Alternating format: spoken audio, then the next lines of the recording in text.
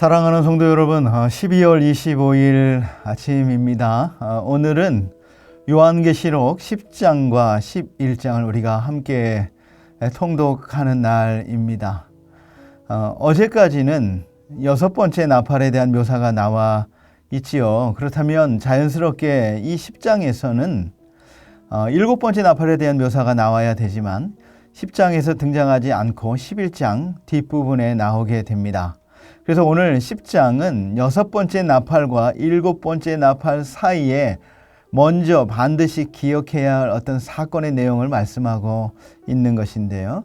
그 내용들을 잠깐 살펴보도록 하겠습니다. 첫 번째로는 힘센 천사와 일곱 오류에 관한 내용들이 나오고 있습니다. 오늘 10장 1절 말씀은 우리가 좀 같이 함께 읽기를 원합니다. 같이 읽겠습니다. 내가 또 보니 힘센 다른 천사가 구름을 입고 하늘에서 내려오는데 그 머리 위에 무지개가 있고 그 얼굴은 해 같고 그 발은 불기둥 같으며 그랬습니다. 무지개를 머리에 이고 얼굴은 해 같으며 발은 불기둥 같은 강력한 천사가 등장합니다. 이 천사는 하늘에서 내려온 작은 두루마리를 들고 있으며 땅에 딛고 서서 더 이상 지체하지 않을 것을 맹세합니다. 천사가 소리치자 일곱 의뢰가 응답하지만 요한은 이 소리를 기록하지 말라는 지시를 받게 됩니다. 그리고 요한은 두루마리를 받아 먹으라는 명령을 받고 순종하지요. 처음에는 이 두루마리가 꿀처럼 달콤하지만 먹고 나서는 배에서 쓴맛이 납니다. 이는 말씀의 기쁨과 그 말씀대로 살아가는 고통을 상징하고 있는 것이지요. 요한은 두루마리를 먹은 후 많은 백성과 나라와 언어와 임금에게 다시 예언해야 하는 새로운 사명을 받습니다. 사랑하는 성도 여러분, 성도는 앞으로 일어날 일을 먼저 목격한 증인들입니다. 하나님께서 증인된 우리들에게 세상을 향해 구원과 심판이 있음을 증언할 것을 요청하고 있습니다. 이제 7째 나팔이 다가오고 있습니다. 마지막 나팔은 절대로 멈추지도 지체하지도 않을 것입니다. 하나님의 때에 반드시 불게 될 것입니다. 그러므로 오늘 하루 하나님 나라를 바라보며 종말을 기대하고 소망하며 사시기 바랍니다. 더 나아가서 아직까지 복음을 알지 못하는 가족, 이웃들이 있다면 그들에게 말과 행동과 삶으로 그리스도를 전하는 삶을 살아내는 저와 여러분이 되길 바랍니다. 그것이야말로 요한계시록을 증인된 우리에게 남겨주신 주님의 가장 큰 목적이기 때문에 그렇습니다. 11장입니다. 11장은 6째 나팔 심판과 7째 나팔 심판 사이에 나오는 성전 측량과 두 증인의 내용이 그리고 이어서 7째 나팔 심판으로 이루어져 있지요. 성전 측량이 1절 2절에 나옵니다. 힘센 천사가 사도 요한에게 지팡이 같은 갈대를 주면서 하나님의 성전과 제단과 그 안에서 경배하는 자들을 측량하라고 합니다. 성전 측량의 의미는 하나님의 소유인 성전을 하나님이 보호하시겠다는 것입니다. 그런데 천사는 사도 요한에게 성전 전체의 영역 중에서 측량할 부분과 측량하지 말아야 될 부분을 나누어서 지시해 주고 있습니다. 성전을 측량할 부분과 측량하지 않을 부분이 있다는 것은 하나님이 교회를 보호하시는 부분이 있고 그렇지 않은 부분도 있다는 뜻입니다. 성전의 성소를 보호해 주시겠다는 것은 하나님이 교회를 영적으로 보호하신다는 것입니다. 그리고 교회를 보호하지 않는다는 것은 교회의 육체적인 부분을 말하는 것이지요. 스데반의 순교 예를 들면 금방 이해가 갈 것입니다. 하나님께서 스데반으로 하여금 순교하도록 하셨어요. 육신은 세상에 박해당하도록 내어주셨기 때문에 스데반은 돌에 맞아 죽습니다. 비유하자면 성전 바깥 마당인 셈인 것이죠. 그런데 이러한 혹독한 박해 가운데에서도 스데반은 끝까지 믿음을 지키며 순교할 수 있었습니다. 하나님께서 스데반의 영혼을 보호하셨기 때문에 믿음을 지킬 수 있었던 것이지요. 이처럼 전체 성전의 중요한 부분인 성소는 보호하시지만 성전의 일부분인 성전의 바깥 마당은 측량하지 않고 이방인에게 내어준다는 것은 하나님의 교회가 외적으로 박해를 받도록 허용하신다는 뜻입니다. 그것을 이방인에게 밟히도록 내어준다는 뜻으로 기록하고 있는 것이지요. 그런데 그 이방인에게 짓밟히는 기간이 42달이라고 합니다. 42달은 3년 반의 기간이죠. 교회는 3년 반 동안 세상의 박해 가운데 놓여 있습니다.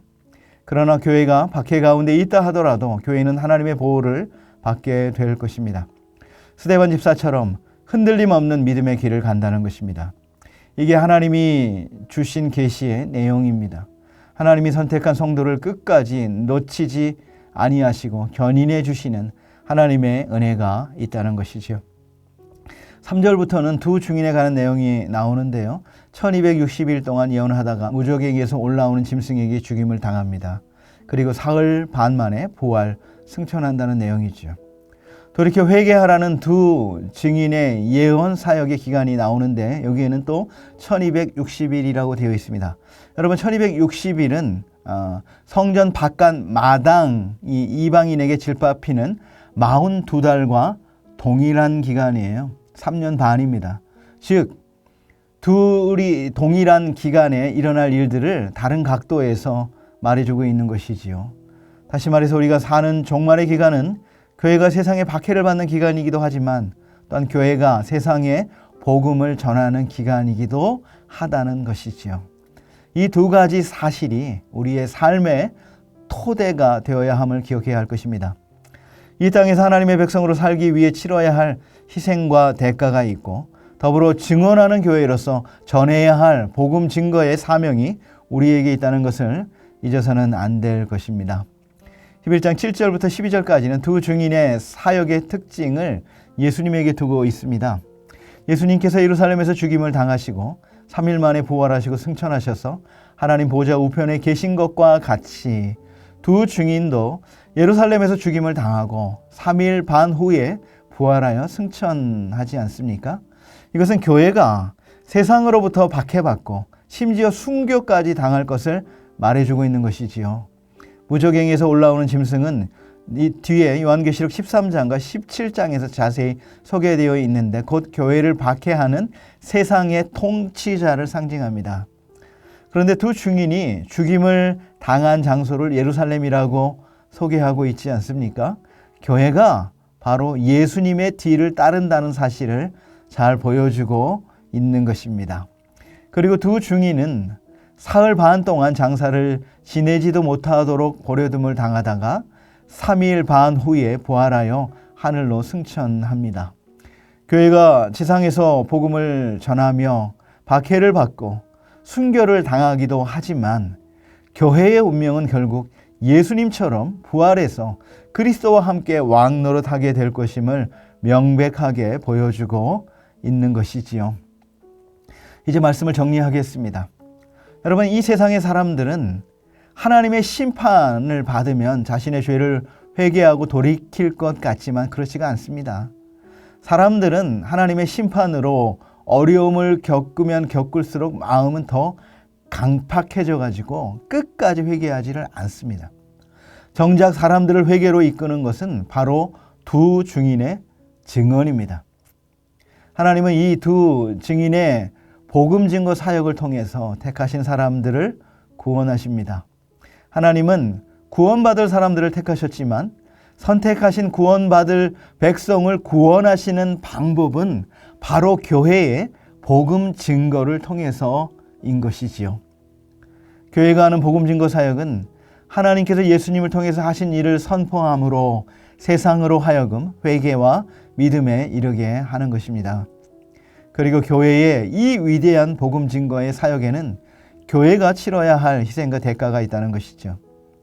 하지만 하나님은 교회가 박해를 받는 동안에도 신실하심으로 교회의 믿음을 지켜주시고 보호해 주십니다.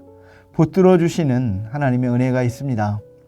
또 하나 교회가 기억해야 할 것은 교회의 두 증인으로서의 사역은 성령의 능력으로 이루어진다는 것입니다. 두 증인을 두 감람나무라고 부르는 것은 바로 교회의 복음 증거 사역의 완성은 성령님께 달려 있으며 성령님의 능력으로 이루어진다는 것을 분명하게 보여주고 있는 것이지요. 성령의 능력으로 여호와의 영으로 말미암아 이 일을 이룰 것입니다. 우리의 이 사명을 기억하시고 오늘 하루 하나님의 두 증인으로 살아가는 우리 모두가 다 되시기를 주님의 이름으로 축원드립니다. 기도하겠습니다. 하나님 아버지, 아무도 마지막 때에 관심을 갖지도 알아야 할 필요도 느끼지 못한 그때에 우리에게 종말을 깨닫게 하시고 준비하는 삶을 살아갈 수 있게 하시니 감사드립니다. 주님의 십자가 사건 때문에 우리는 종말의 날이 심판의 날이 아닌 구원과 기쁨의 날로 기다릴 수 있게 되었습니다. 이제 이 은혜를 힘입어 교회 공동체 안에서 서로 용서하고 사랑하고 섬기는 성도가 되게 하옵소서. 더 나아가서 아직까지 심판의 날을 알지 못하는 가족과 이웃들에게 긍휼한 마음으로 다가가 구원의 길이 있음을 증거하는 증인이 되게 하옵소서. 주님 다시 오실 그날을 신실하게 준비하며 기다리는 성도가 되게 하옵소서. 예수님의 이름으로 기도드립니다. 아멘.